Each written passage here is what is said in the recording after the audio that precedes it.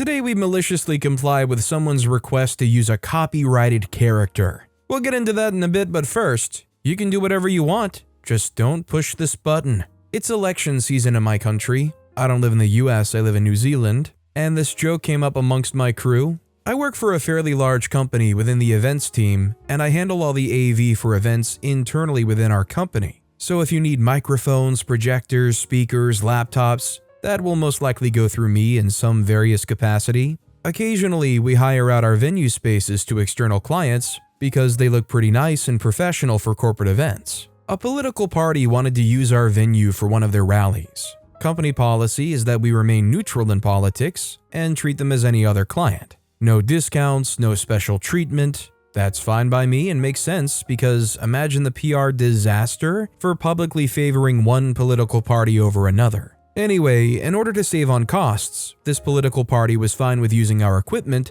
but insisted on using their own sound engineer to run everything because he knows how they like things done. Objectively, I'm completely against this. I know how our equipment works. I know the quirks of our venues, and if something goes wrong, I can fix it faster than anyone else. Additionally, if they break something, well then that becomes my problem to resolve. Regardless, they didn't relent. And after some negotiation, upper management relented and told me to let their highly trained professional sound engineer run everything. My role was to get them started prior to the event starting, and then leave immediately. My direct manager told me quite bluntly that as soon as my scheduled time to help stopped, to drop everything and leave them. Our venues have a built-in safety switch for audio called a limiter. Basically, if you try and push the sound way too loud through the speakers, to the point of actively damaging the speakers, let alone hurting people's ears, then the limiter kicks in and mutes the audio for a few minutes. The fact that the limiter has to kick in means you screwed up. You didn't do a minor screw up, you did a big screw up. This is never an issue for me or my crew because we know what we're doing. Anyway, the day of the event comes and I finished my setup. All the microphones are ready to go and there's plenty of audio to push through to be loud enough for the most deaf person in the back without even remotely risking the safety limiter. The party rep shows up and starts their setup, then their highly trained professional sound engineer rocks up. This kid looks young, about 18 or 19 and fresh out of college, but the client assures me he knows what he's doing. The fact that he's struggling to run a PowerPoint indicates to me otherwise. Let alone balancing and running audio from microphones, whatever his skill set is, this is not it. I run him through the sound desk for controlling the microphones and explain, here's the controls for the microphones. I've already set everything for you, so you basically just have to adjust the volume a bit, depending on what's happening, and mute or unmute as required. There's also some spare batteries if you need, but I doubt you run out before the end of the event. Just a fair warning, I've locked this one setting. It's a safety setting for the audio to prevent it from getting too loud and cutting the speakers out. If you need them to be louder, use these other controllers. Their guy says, okay, makes sense, thanks. My scheduled time expires and I leave them to it. Since I'm annoyed that they wanted to go cheap and not have me run their event, I decide to maliciously comply with the request for me not doing AV for them. Typically, when smaller events don't require AV support for the event,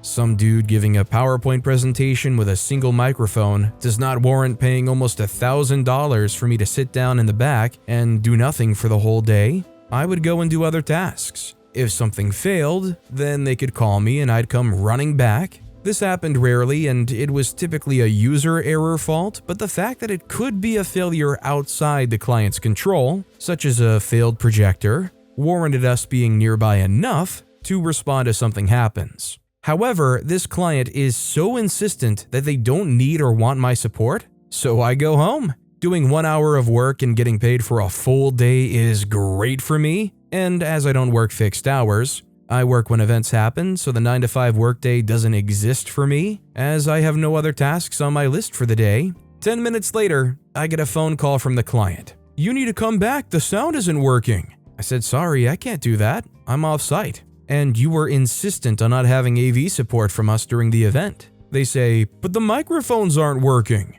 I said, well, I can try giving advice over the phone. Are the microphones muted? Orange light on the microphone itself? Or is it muted on the sound desk? That's a red light above the volume control. The client says, no, it's all on. The audio was working and then there was a pop sound and it all cut out. I go silent and then say, check the controller on the far right. What's that set to? Client says, it's been pushed to the max. I said, so you unlocked the one thing I told you not to touch? They say, we needed the microphones to be louder. Note, pushing the level to that height would be the equivalent audio level of standing beside a jet engine as the plane is taking off without protective gear. I said the safety limiter is kicked in. You have to wait a few minutes for the safety switch to automatically turn off. The client says, you need to do it now. Our party leader is about to walk on stage. I replied, as I said before, I am now off-site and you were insistent on not having our support during the event. Apologies, but by the time I get back, the safety switch would have released anyway. If you have any concerns, you're welcome to take it up with our management. Put the controller on the right back to where it was and you'll be fine. Well, they certainly took it up with management, yelling that I intentionally sabotaged their event because I was secretly siding with their opposition against them. The event was an objective failure because the microphone audio kept swinging wildly all over the place and made the political party look stupid. It ended up in the media as a minor footnote, but was more directed at their inability to manage an event as opposed to blaming us. We weren't mentioned. My manager asked for my side of the story, and I showed him the system log, indicating that the safety limiter did indeed turn on twice. My manager shrugged and said, they didn't want your support, so they shot themselves in the foot. I've already stopped caring about this. The client threatened to take their business elsewhere. Management shrugged. The amount they paid barely warranted a second opinion. 2 months later, the same political party came back but with a different person in charge. And the new person insisted that I be their sound engineer for the entire event. That event went flawlessly. Moral of the story, pay the expert to do his job, because even though your kid knows how to use a phone, doesn't mean they know how to run a $20,000 audio system. Listen, there's a lot of things you can learn how to do just by Googling around, look it up on a YouTube tutorial. Balancing audio during a live event is probably not the kind of thing you just want to wing off of a YouTube tutorial. I mean, I feel like it was pretty clear that this guy was just way in over their head and had no idea how to manage the system. Our next story is, you want to use a copyrighted character for your menu? Let me help you. I'm sorry if this is a long rant, but I just saw one particular food blog on Instagram and it reminded me of this story. Last year, while I, then 25-year-old male, was working with digital design for a friend, he asked me to design something for a lady friend of his who owns a bar and was thinking of beginning fresh. She wanted a simple design for her menu. It was going to be one page only since there isn't many appetizers anyway, and didn't have much money thanks to the pandemic. So I was willing to work pro bono. Let's call her Nicole, 27-year-old female. Nicole was messaging me every sort of art she found on Pinterest, saying how cute some were and if I could do it like this one, etc. If you've ever worked with designers, you know they strongly dislike when you dictate their work. You are welcome to choose patterns and positioning and whatnot, but bear in mind that it's best if they don't copy someone else's artwork. Anyway, I made 3 versions exactly like she asked. Took me around 5 days to design because she didn't like the picture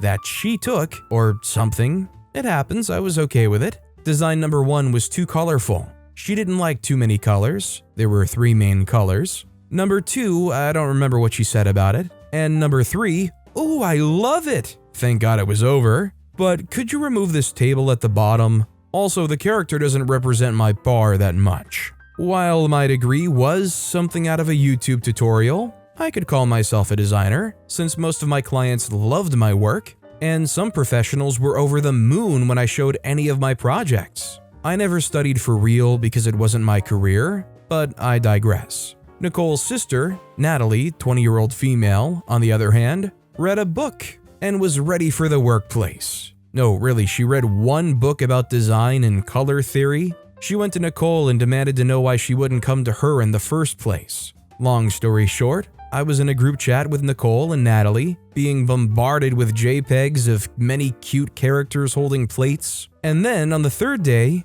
it came. The atrocious menu, as I like to call. It was my 3rd design without the table at the bottom, with a children's font, think Comic Sans, but illegal, and a brunette cartoon girl holding a plate. I swear I've seen that girl somewhere. Nicole loved it. The only problem, apart from the rest, was that where the table was colored red on an attempt to erase it, and the girl was outlined white. Natalie told me to fix it. One reverse image search from Google told me that the same mascot girl was used on a big food blog from our city, XYZ Foodies. Not the real name, of course. That's where I knew that mascot. I messaged both of them, asking if they were really sure they wanted to use the mascot. They were. Very well. I changed my original design to match the desired one, and voila! I also changed my standard contract to register the design under Nicole's name with full responsibility. Thanks Reddit for this knowledge.